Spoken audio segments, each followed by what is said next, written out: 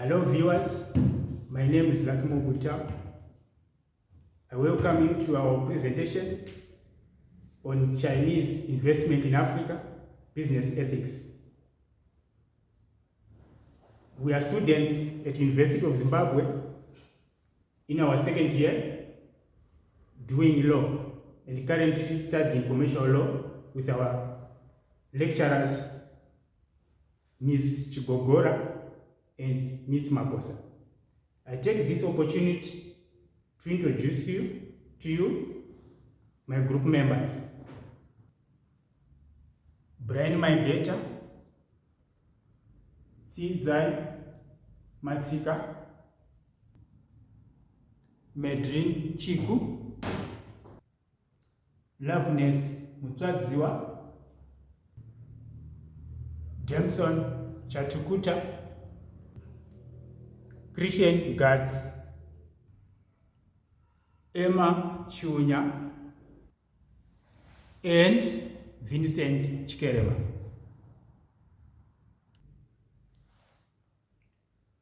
This is the team. Now each member is going to unpack to give a comprehensive on a subtopic on our presentation, Chinese investment in Africa, business ethics. And now I hand over to the first presenter who is going to take through on introduction, Sidzai Matsika. So, over the past decade, China has become Africa's biggest trading partner, actually surpassing the United States in 2009. China and Africa have a long-standing relationship with Africa-China relations having started in the 1980s, and it started on a small scale, and as investment started expanded, scales of China-Africa trade volumes reached 170 billion US dollars in 2017, which is quite a huge increase from just 10 billion in 2000. Chinese investment and cooperations expanded from agriculture, mining, building industry to industrial manufacturing, finance, commercial logistics, and real estate. However, as China's investments grows in Africa, so does debates and controversies over its investment and business ethics. Talking of business ethics encompass multiple aspects of moral standards and practices that guide organizations based on principles like respect for laws, transparency, trust, and corporate responsibility. Business ethics go beyond just a moral code of what is right or wrong, as it attempts to reconcile what corporations must do legally vis-a-vis maintaining a competitive advantage over other businesses. Generally, the law sets the tone for business ethics by providing specific guidelines and frameworks that investors should follow. So, in light of this, Chinese investments and ways of doing business in Africa will be discussed, focusing on issues on foreign direct investments, bilateral investment treaties, human rights, financing, trade policies, amongst other issues. The positive and negative effects of China investment in Africa will be discussed in context of legal issues, business ethics, and human rights issues.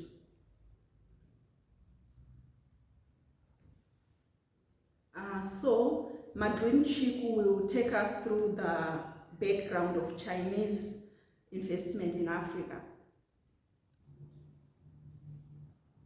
As a way of background, it is necessary to advise that this conversation of the investment in Africa, business ethics, commenced on the 10th of October, year 2000. This is when China policies became intentional on Africa, pursuant to a meeting that took place in Beijing under a theme called FOCAC, which stands for the Forum of China-Africa Cooperation. And this was aimed at actually strengthening the relationships between China and Africa, and they also intended to also challenge the economic globalization and common investment. And also the business activities were a part of investment which were determined by laws and policies of the continent. And it is imperative to also note that China and Africa are a part of the International Center for Settlement for Investment Disputes, which is an international institution under the World Bank, whose primary purpose is to settle disputes in investments. So to take us through BITs and foreign direct investments is Loveness. One important method through which Africa is developing a strong infrastructure to support this rapid urbanization is through Chinese foreign direct investment. Foreign direct investment is whereby a company based in one country invests in a project based in another country. The World Data Lab predicts a steady decline in poverty until the year 2030 in Africa. Foreign direct investment will play a key role in providing opportunities for alleviating poverty. Ultimately, foreign direct investments have lots of potential for Africa, but it requires cautious treatment. It's unethical for Africa to become dependent on Chinese investments, neither does it want to go ahead with projects that do not prove to be sustainable or prosperous for African growth in the long term. To date, China has signed 35 African countries, and of the 35 concluded bilateral international treaties, 16 have come into force through ratification.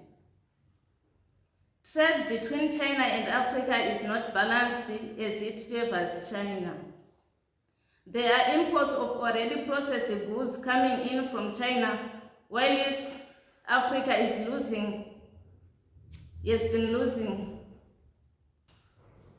the majority of its precious raw materials for very little, as evidenced by the sale of lithium mines to the Chinese in Zimbabwe and copper from Zambia.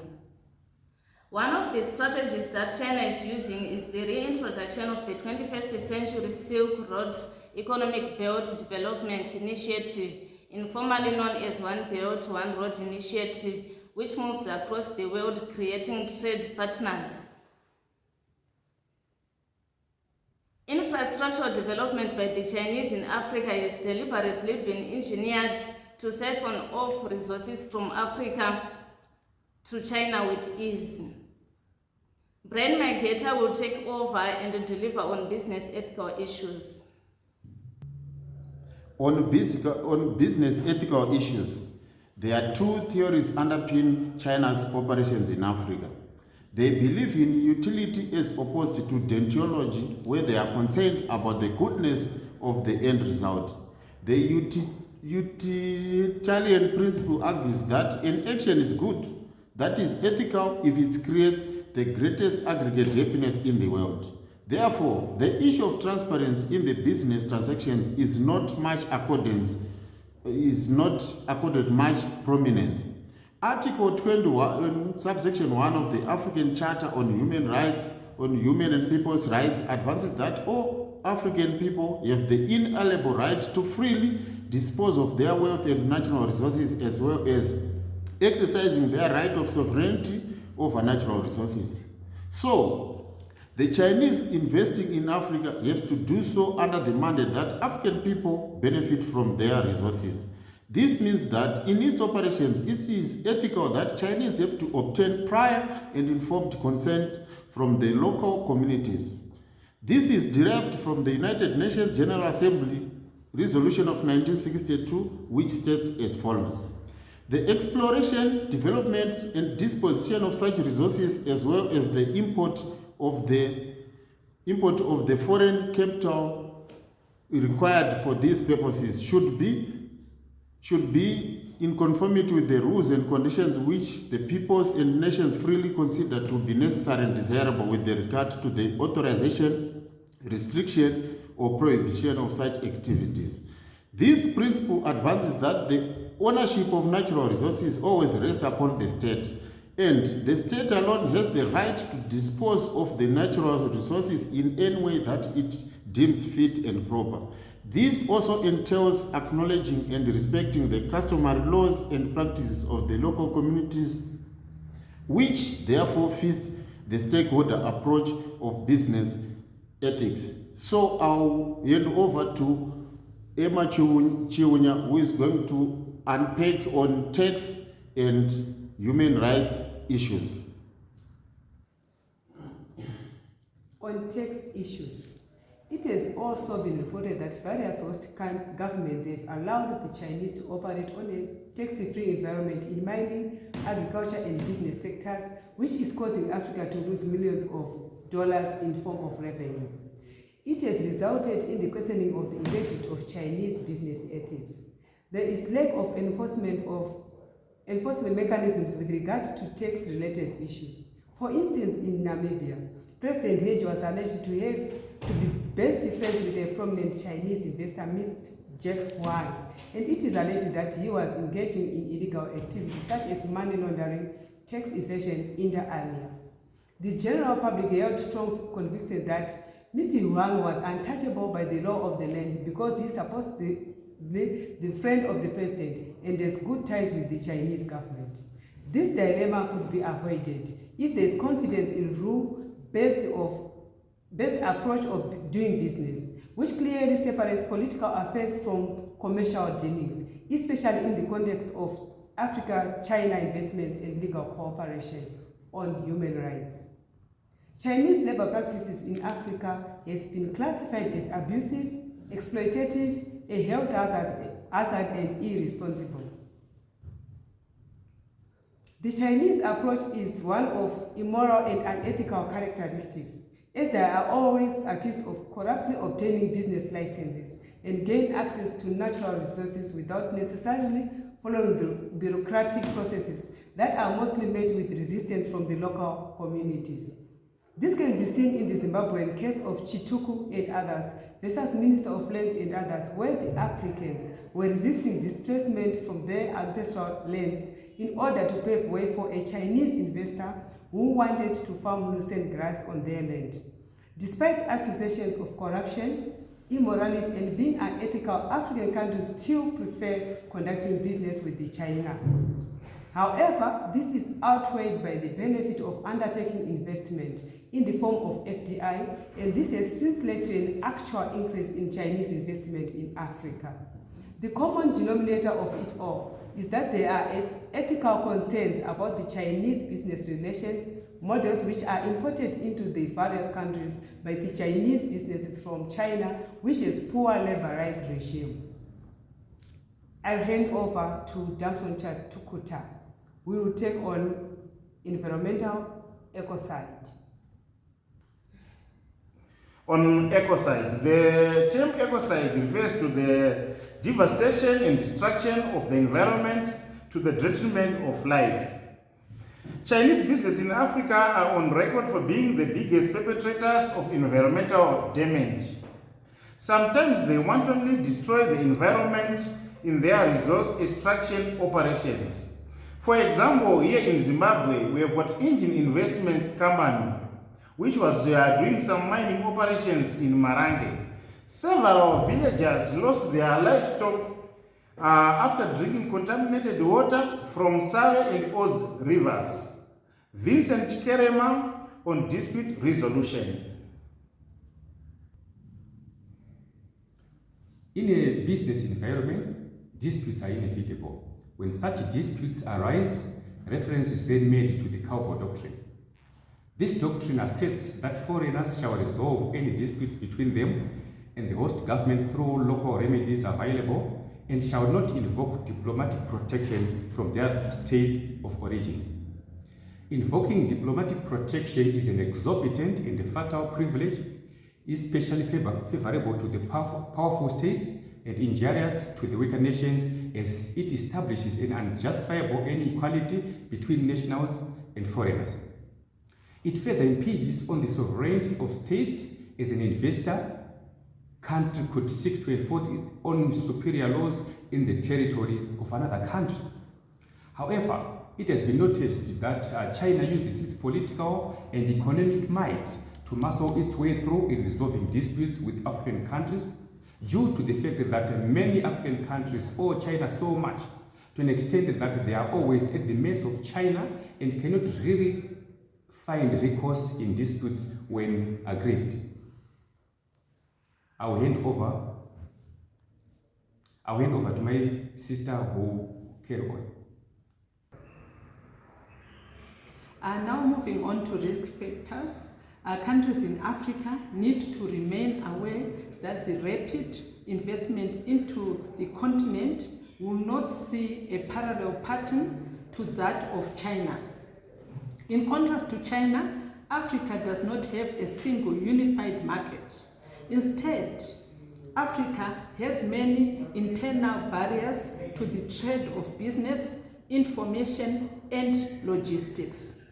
This reduces the more intercontinental free trade agreements Africa can make, the more the individual countries may reap the rewards of Chinese foreign direct investments. Now moving on to sustainability. Countries in Africa need to remain alert to the potential risks of the tempting FDI pouring in from China. There are risks of African countries falling into unsustainable levels of debt. There have been signs of this danger already. For example, the Ababa-Djibouti Railway cost 1/4 of Ethiopia's budget for 2016, and the Mombasa-Nairobi rail went 4 times above the planned budget for Kenya, with China financing 80%. This would catch up with Africa becoming very vulnerable to Chinese economic shocks very reliant on Chinese finance. Some have come as far as to call this a form of colonization in Africa. The Boget Project spoke to Serena Wang, who translates Chinese news and reports concerning Africa into English for the China and Global South Africa project. This helps to provide an insight into the ideologies and aims and activities of China in Africa. This has actually helped to dismiss westernized myths about Chinese workers in Africa. It highlighted the racism that is present in Chinese activities, but also proved that the debt trapping was not as serious as reported by the West. And it also showed a lot about the operations in China, including coal, cobalt, mining, and the push into the tech industry, explained Wang. This proves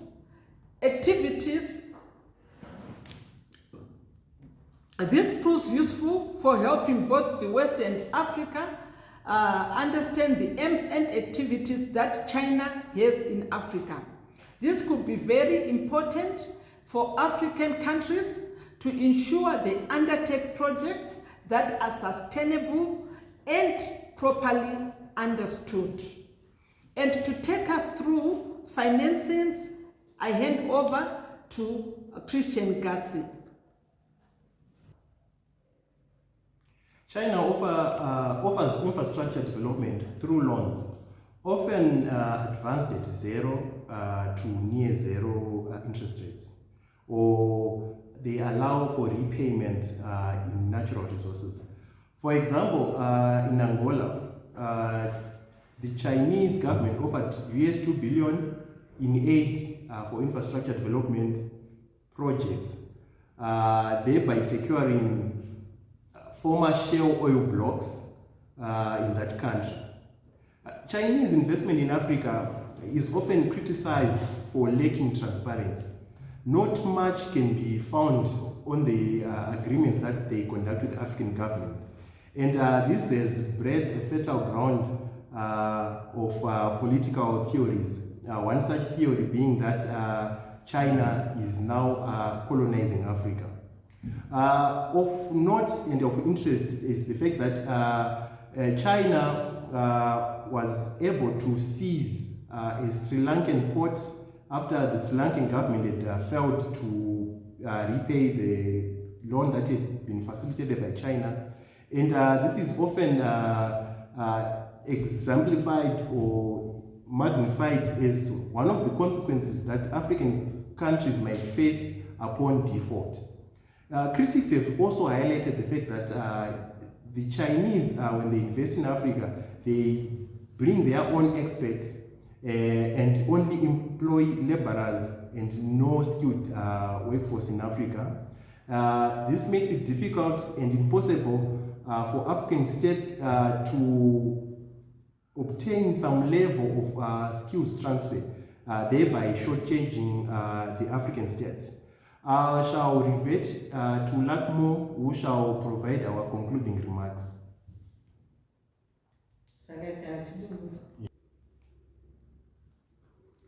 In conclusion, the presentation hammered on Chinese investment business in Africa, business ethics. In the context of the ethical issues arising from the Chino-Afro relations, it was established that in as much as Chinese investment is easy flowing, with less conditions and barriers, there is a certain unwanted level of ethical practice by the Chinese business, which include corruption, disrespect for labor and employment rights, as well as tax evasion and environmental degradation. This comes to the end of our presentation. I thank you.